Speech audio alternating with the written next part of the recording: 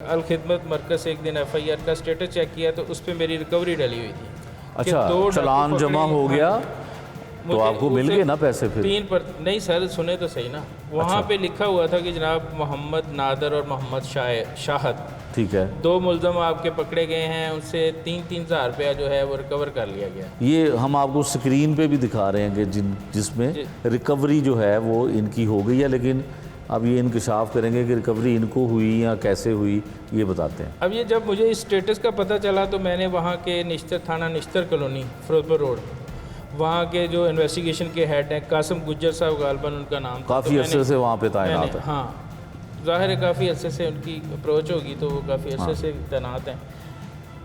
तो इसी तरह असगर भट्टी साहब भी हैं काने में, वो भी काफ़ी अरसे बाद आ जाते हैं, उधर ही रहते हैं। वो तगड़े इंचार्ज इन्वेस्टिगेशनों में उनका शुमार होता है, तगड़े काम के लिहाज से नहीं, सिफारिश के लिहाज से। हाँ जी, तो मैंने उनको कहा कि जनाब फ़ोन कॉल की, मैंने कहा सर मेरी वो पकड़े गए हैं डाकू चोर, तो मुझे रिकवरी अपना आपने, उन्होंने कहा जी हाँ हमने कर ली है, तो आप हमसे रब्ता कीजिएगा 1-2 दिन बाद। अच्छा, इसमें काजिम साहब ये बताएं कि रिकवरी कितनी लिखी हुई थी?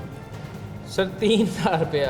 अच्छा, लेकिन आपका 50,000 का मोबाइल था, 45,000 रुपया उन्होंने लिखा, 10,000 रुपया कैश था। सितम ज़रीफ़ी है कि उसकी रिकवरी 3,000 रुपया हुई, ताकि ये यहाँ पे काज़मी साहब मैं बताता हूँ, ये CCP लाहौर जो बिलाल सदीक कम्याना साहब हैं, उन्होंने एक इन्वेस्टिगेशन विंग के हवाले से बहुत अहम हुक्म जो है वो सादर फरमाए हुए हैं कि रोड पेंटिंग जो ज़ेर इल्तवा ज़ेर तफ्तीश केस हैं, इनको फौरी तौर पे हल किया जाए, इनके चालान मुकम्मल किए जाएं, अदालतों में जमा कराए जाएं। तो उसका एक आसान हल, क्योंकि पुलिस जो है वो ज़ाहिर है बेहतर हल निकालने में उनका कोई सानी नहीं है, तो इन्वेस्टिगेशन विंग ने एक ऐसा आसान हल निकाला कि जो रिकवरियां हैं, किसी का 45,000 गया है, किसी का 40,000 गया है, तो उसकी छोटी छोटी रिकवरियां 3,000 जैसे काज़मी साहब की FIR नश्तर कॉलोनी का पुलिस स्टेशन जो है वहाँ की है, तो उसमें 3,000 रुपया रिकवरी डाल के चालान अदालत में जमा करवा दिया।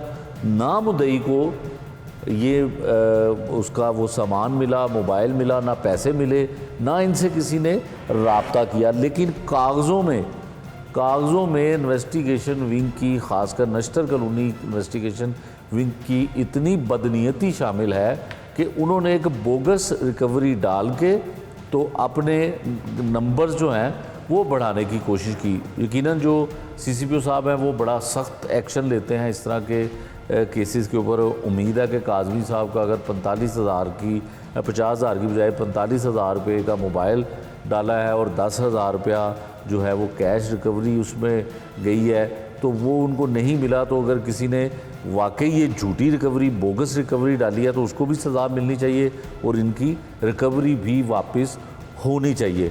इसी तरह से हमने सवाल, इसी तरह के बहुत सारे लोग हैं जिनसे मैंने ये पूछा, तो उन्होंने कहा कि हमारी तो रिकवरी वहाँ पे शो होती है लेकिन हमें तो रिकवरी मिली नहीं है। ये लाहौर के मुख्तलिफ थाने हैं, काना भी उसमें सैर फहरिस्त है, काना पुलिस स्टेशन में भी इसी तरह के बेशुमार रिकवरियाँ वाले लोग ऐसे हैं कि उनको जो है वो कागज़ों में रिकवरी हो जाती है लेकिन मिलती नहीं है। शादरा का इलाका है, वहाँ पे भी इसी तरह से हो रहा है। जहाँ पे डकैती की वारदातें ज़्यादा होती हैं, जो क्राइम रेट जिनका बहुत ज़्यादा है, वहाँ पे शफीकाबाद है, वहाँ पे भी ऐसे ही हो रहा है।